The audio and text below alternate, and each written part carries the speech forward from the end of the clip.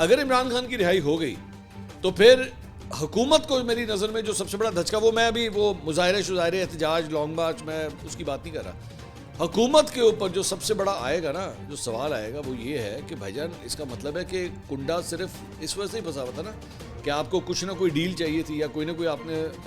معاہدہ کرنا تھا، یا کوئی ایشورنس چاہیے تھی، یا گارنٹی چاہیے تھی، اور اس کے بعد یہ سارے مسئلے مسائل خان صاحب کے حوالے سے کلیئر ہو گئے.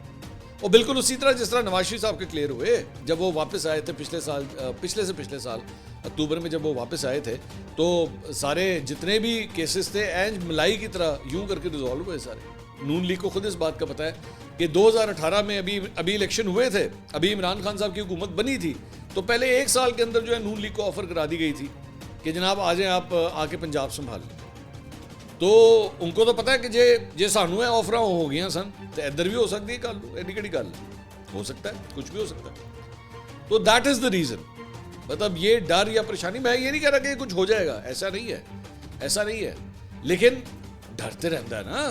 ڈر تو رہتا ہے کہ کہیں وہ پرانا عشق، عمران خان صاحب تو اسٹیبلشمنٹ کا عشق رہے ہیں نا. اچھا عمران خان صاحب کو بھی اسٹیبلشمنٹ کے پرانے عشق سے ڈر لگتا تھا، وہ کون؟ نواز شریف.